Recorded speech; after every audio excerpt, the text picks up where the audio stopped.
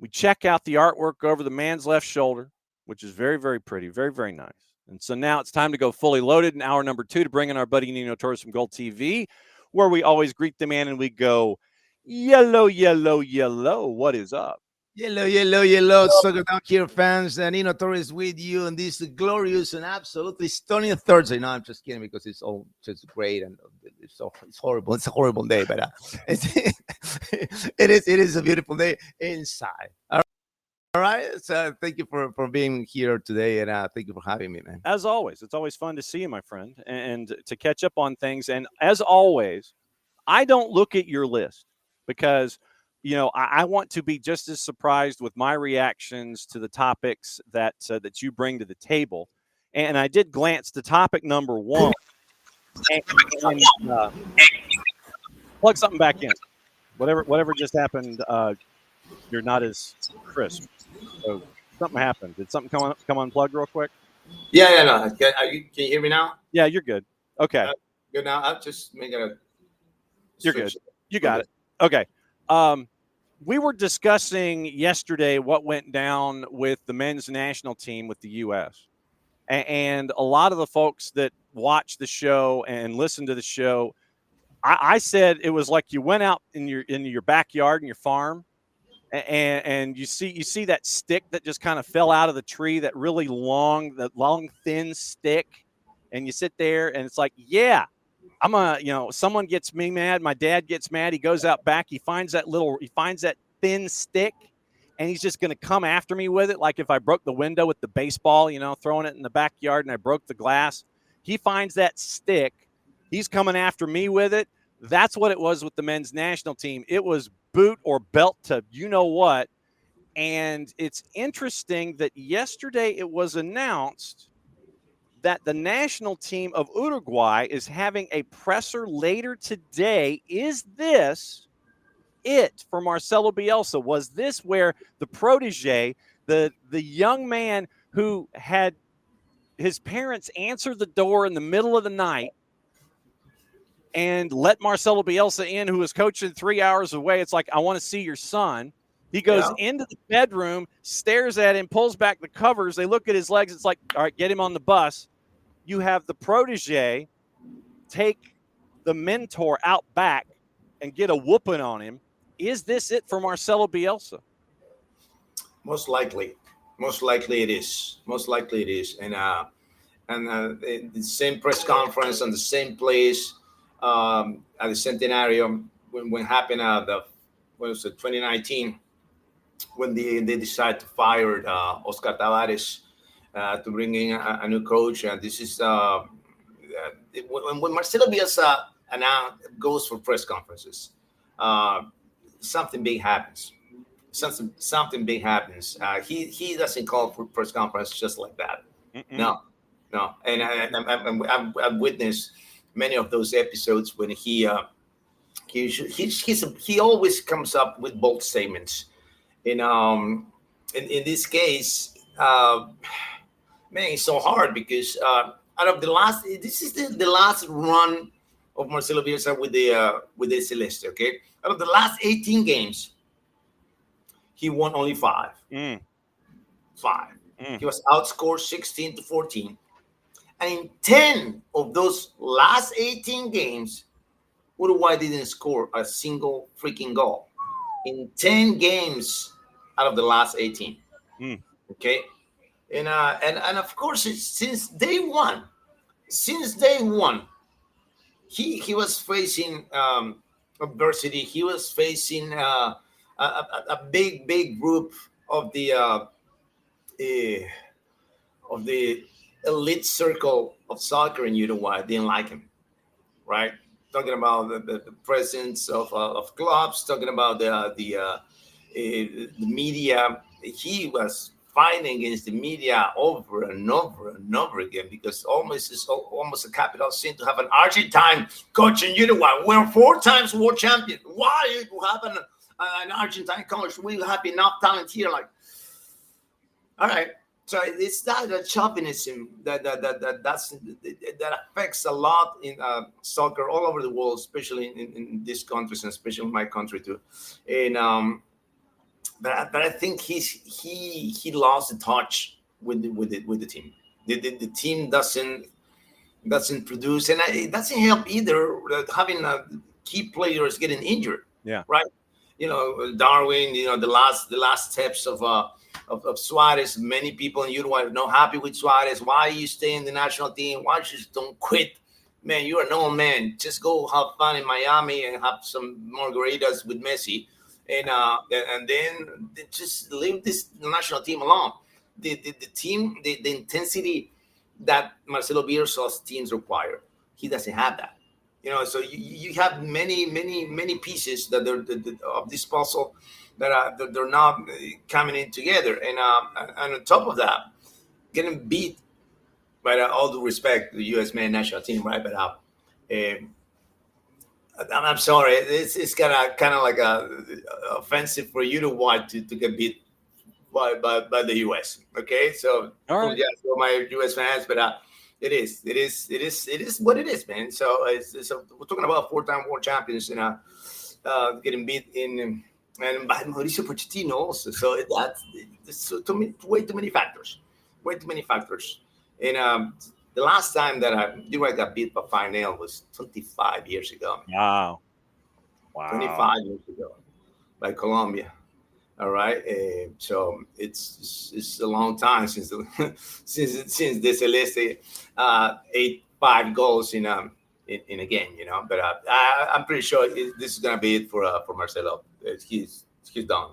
Well, because I remember the only other time I can remember him calling a press conference like this was, and everybody was wondering, hey, is he going to quit? Is he going to quit? Is he going to quit? He has that 2.5-hour PowerPoint presentation where he's trying to explain to folks, I don't need to cheat, when he was a manager over in England. That's the last time I remember any kind of a presser involving Marcelo Bielsa was called. And everybody's saying, oh, he's going to quit. He's going to quit. And he just says, he lays out the entire PowerPoint presentation, and Frank Lampard got mad all over again. That's the only other time I can think of something like this. But you think this is it? Yes, definitely. And especially because of the technical director, he's not lined up with him.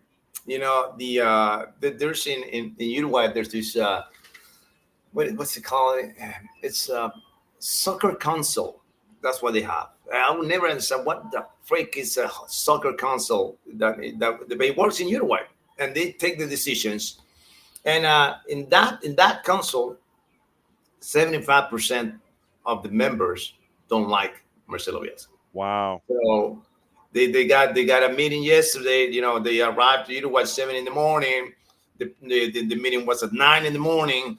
So when you speed up the process like that, yeah, it means he's gonna go. Whoever's in charge is gonna go, okay. And that's how they do it in Uruguay. They got there, they got the bad result, meeting, press conference, good night and good luck.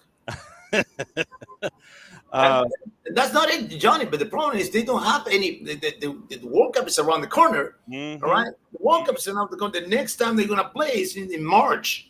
So you need to get somebody now, but right now, to start working with the players to get them prepped for the first international FIFA break that is in March. So it's I don't know. It's crazy, but these things like that happen right on the verge of a World Cup.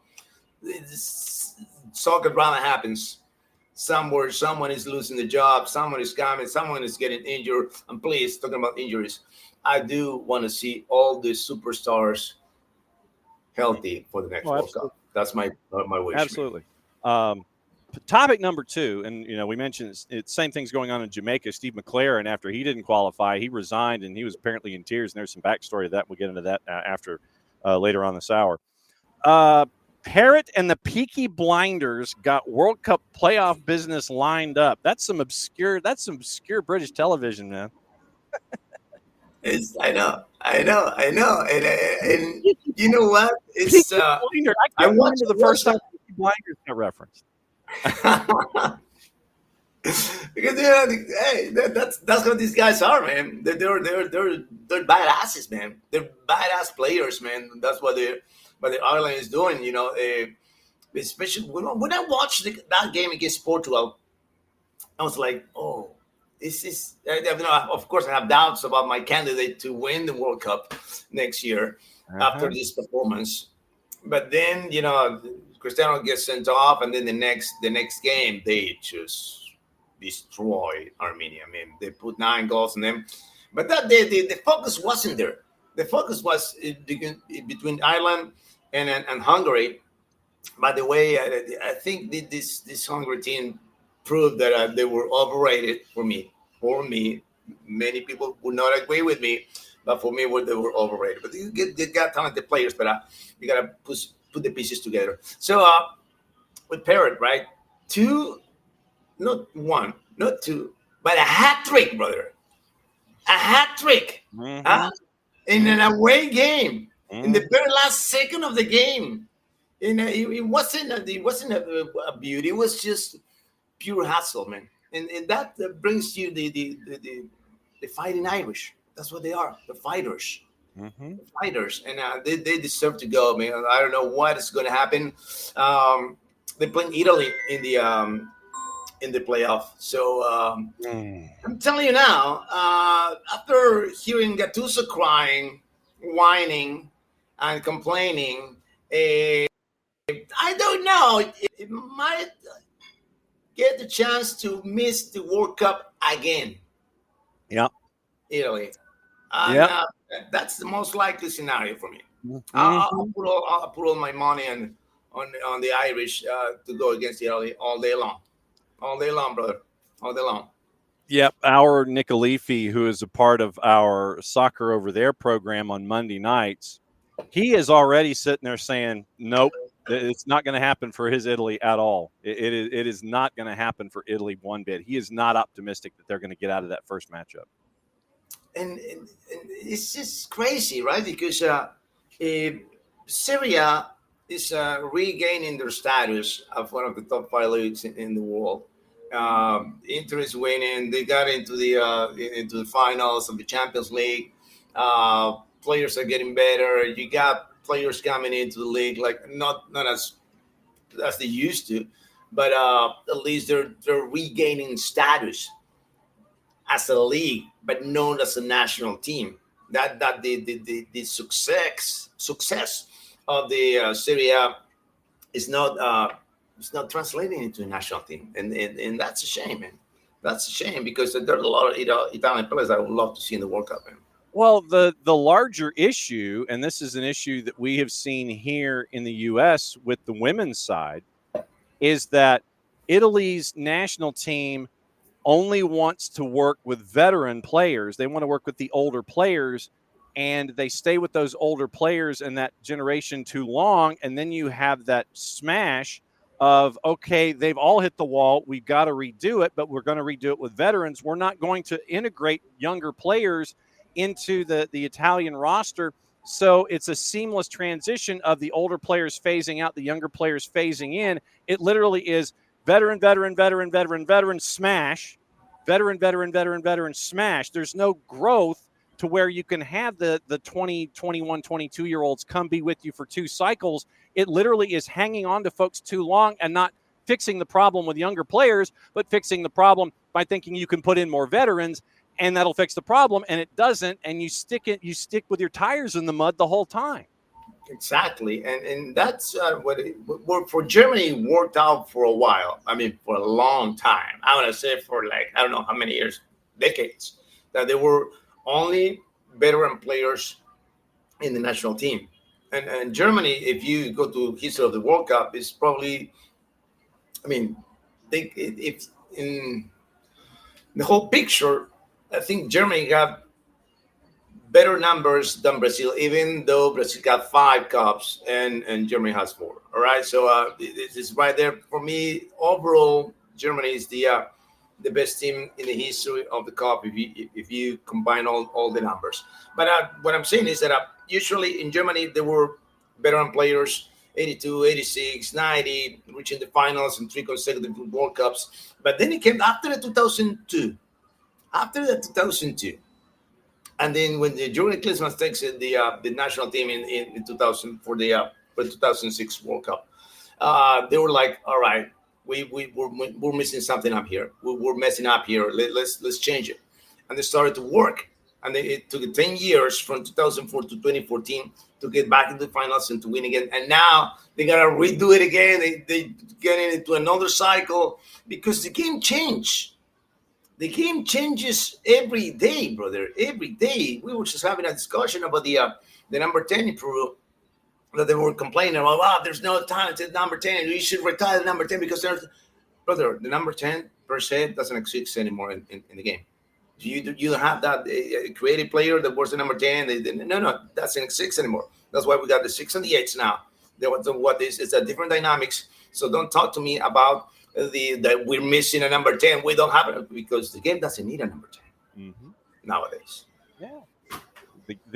We always say here on the show, and this is a point that Jason made a long time ago, that formations are kind of like a loose construct. Don't lock yourself into the idea of a static formation as to how a team is going to approach a match. That doesn't happen these days. No, it's about the momentums of the game. You got the build up, you got the progression, you got the finish. Depending on what momentum of the game you are, the type of structure that you use for the game. You know, it's a 4-2-3-1. No, if you see, it's amazing when you see it from the top. This view that you got from the top, and you see how the pieces are moving.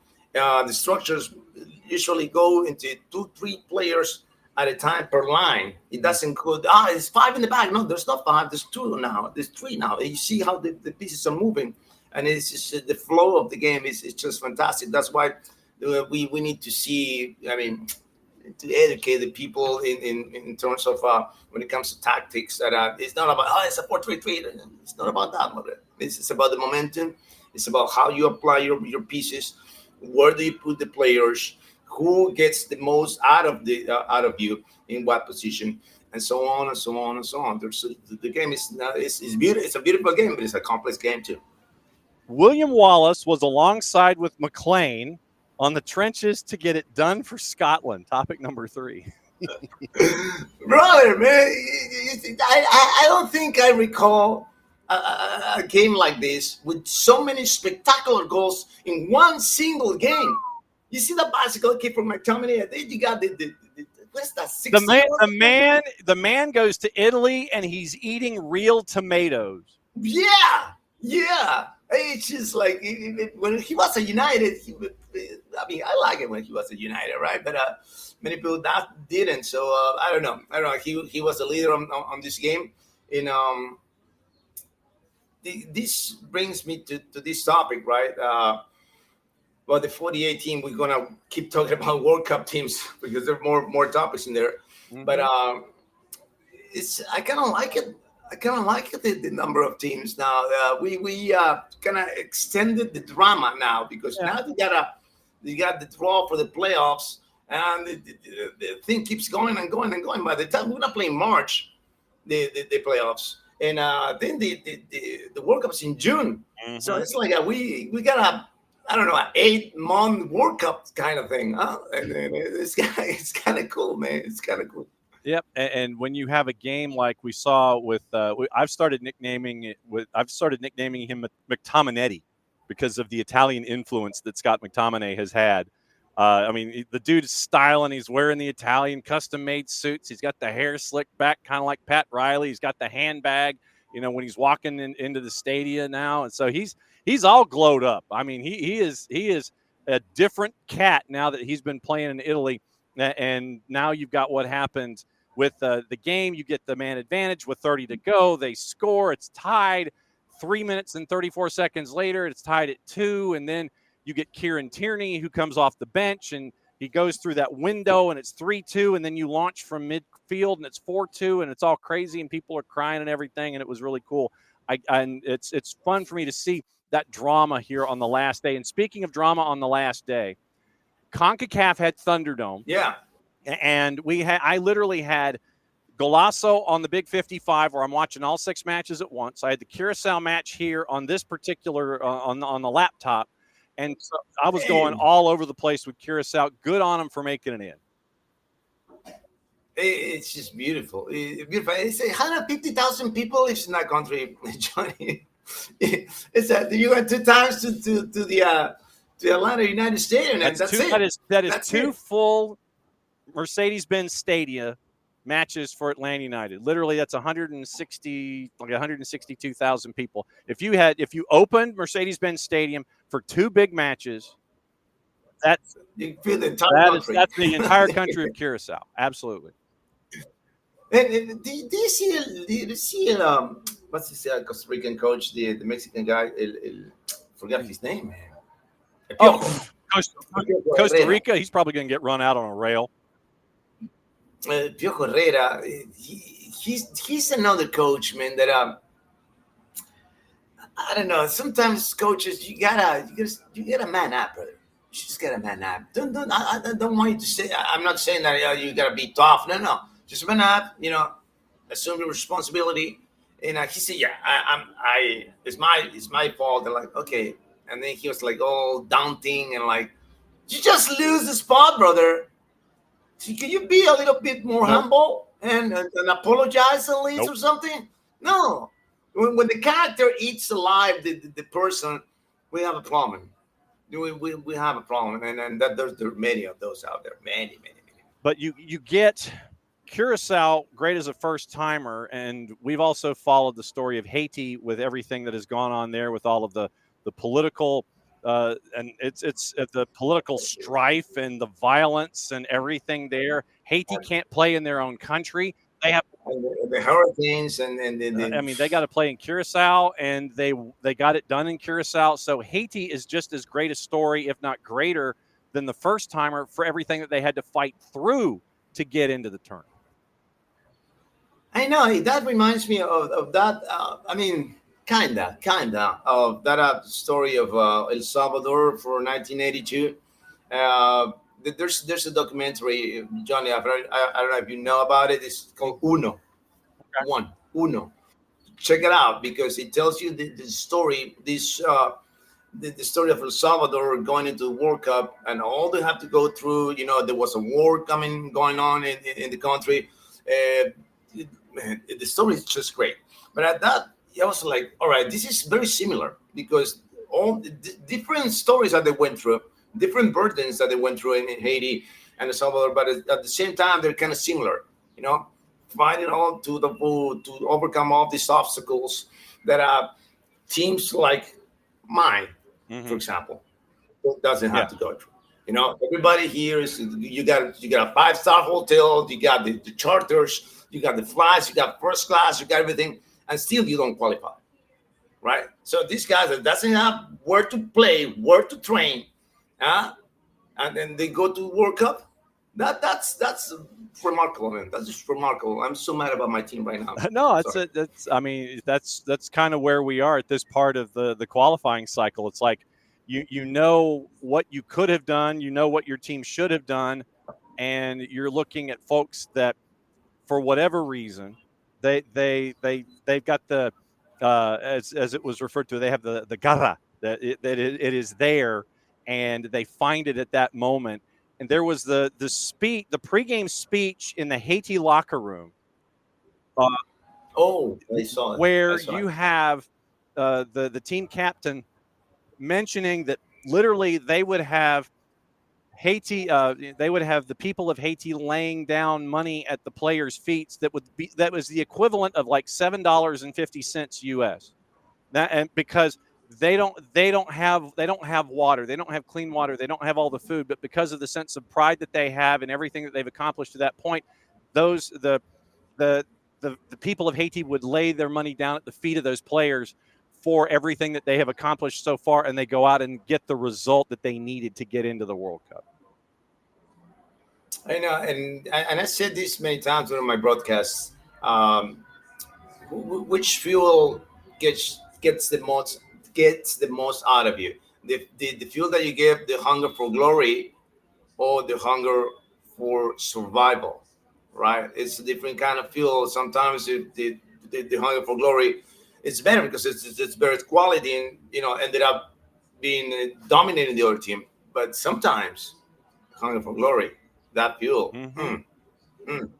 Be careful with that. And when you have a team that is motivated by those kinds of things, they can be very, very dangerous in a good way because of they're just laying it all out there every single time. It's like, we're going to go 100 miles an hour and you try and catch up with us, and we're going to do our thing, and we're going to represent our country the best way. And I keep mentioning this as required reading for folks. John Arnold did a great piece at ESPN.com about what Haiti has been going through.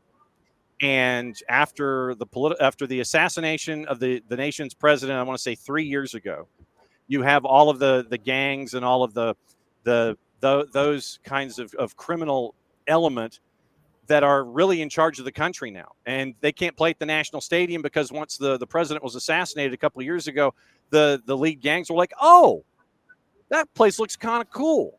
We're going to take it. And they have. So literally that's the kind of thing that you're dealing with in Haiti day to day. Stuff that we can't imagine. I mean, we have first world problems about, internet going out, phones going, Twitter not working, Haiti. Oh my God, what are we going to do? And so you've got that ain't Haiti, man. I mean, it is an entirely different animal, and they have my profound respect for persevering the way that they have to get into the tournament. Next to last topic. Peru couldn't win even with an international friendly, but I'm not worried. I'm not. Yeah. I'm not because I understand the process. People here don't understand the process. This culture here, where everybody wants to go first, and everybody ended up being the last ones. And this is a culture that we have here that I want to get the things right now. I want my car right now. I want the money right now. But I don't want to do all the work that requires to get all that money to get what I want. No, I just want it now. Why Peru doesn't win? Why Peru? Because we don't have a permanent coach. We are in an interim coach process now. We just got renewed the entire roster, and I see talent to work with. I see the talent to work with. It's going to be some time. It's not going to be the next month or the next 2 months, or maybe it's going to take us a year or 2 or 3. I don't know. But if we keep doing what we're doing, and keep the players that play the same players that we just call now, because this is the group. I like this group. Under 30, between 23 and 30 years old. Of course, we got Pedro Gales is the oldest one. But if we keep this core of players, we'll get there where we need to be.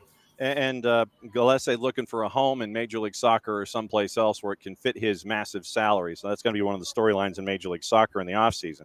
And the story that you've been keeping an eye on when it comes to TV rights and things like that, The Last Dance in Liga Uno Universitario, the protagonist, and YouTube. Okay, hit me with this. Brother, this is the biggest precedent, brother. Biggest precedent here, because we just had an issue, not an issue, but at the end of the story for the Gold Peru, which is what the TV right holder for 10 years, right? 10 years came into an end because Universitario and Sport Boys were the last two teams that had contract with Gold Peru, and now Liga Uno Max, who took over a couple of years ago, they've been having issues, right? Having issues trying to get the contracts with Universitario. Universitario, of course, the president say that you know what, maybe we don't need the TV, because we can just go on YouTube for ourselves, and because we sold out the stadiums every week, so you can keep your few millions in there because we make a lot more from the stadium. All right, so Liga Uno Max came up with this plan because Universitario is going to play away, and because it is Universitario, all right, they were like, all right, we want the people to see this game, but we don't have the contract with these guys. And even when it's an away game, they can broadcast that game, but they want the most people to watch it. Let's come up with a plan. Liga Uno Max on YouTube, free for all, this game. Because in order to get the Liga Uno games, you got to pay an extra for the cable. So you pay $50 for the cable, and you pay an additional $10 for the for this single channel. right? That's the model that they've been using, and people is, everybody watch pirates. Everybody requires to go. Yeah, no, it's not me, but I want to see it on live football, free TV. I don't know, whatever all the after you can get it, for free, and you don't have to pay. So there's you want it free? You want it free? We'll give you free, and I'm going to tell you next week how it went. All right, but I'm estimating a crowd of in the north of the million people watching this game on YouTube. It's gonna be It's gonna be that massive that they're gonna change the game to see what they're gonna do with Universitario, because Universitario is still. I mean, they ended the contract with the previous company, but they haven't signed yet with Liga Uno Max. Okay. Which is the TV holder of the league. All right. So, Universitario Deportes is the biggest one, and is the 3 times champions. And I don't know, brother. You gotta come up with a nice and sexy plan to lure Universitario Deportes, because be careful with that. But I'm gonna tell you how it went next week after this Saturday, man. And because it's free, I'm gonna call it in Spanish. So I'm gonna put on my thing, and I'm gonna call the game in Spanish from TikTok. I'm gonna work something out. You'll see it. You'll see it. It's gonna be here on X too. So you get to see me calling a game in Spanish, brother. Get to see get the goal cam, the booth cam, aiming right at you. And then you can see the players too. That's awesome, man. And I mean, we see it in Liga MX with teams that have contracts with different cable channels for their home matches. If it's an away game, then they don't have the deal. But for the home matches, you have different cable companies that sit there and they talk to teams individually about getting gigs. With Toluca, they've always got the afternoon time slot that's on TUDN, like a 1 o'clock Sunday afternoon. If Toluca's at home at Nemesio Diaz, they've got that time slot. That's their home game. So I will be intrigued as to how it looks with you and what is going on this weekend. In addition to booth cam and people and calling matches in Spanish, what else do you have going on this weekend, my friend? I got the finals of the UN Championship with the Clásico, Peñarol versus Nacional. Live on GOLTV, brother, on Sunday afternoon, 3 p.m. Get there, get ready, because this is the oldest Clásico in the planet outside of the UK. Edition 556. 556, man, matches between these two guys, man. That's a lot of history right there. Right now, juice boxes have Peñarol at a plus 108. 90-minute draws a plus 213. Nacional is a plus 243. Yeah, I think Peñarol is going to take this one. I think Peñarol will take this one. I don't know, Diente Lopez, what is he's going to do? He's having a massive year for Nacional.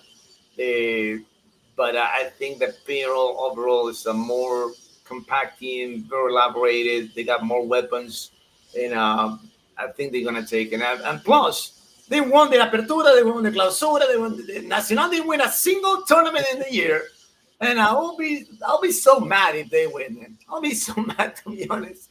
And so I don't have to win anything, and I can win it all in a 2-leg series. No.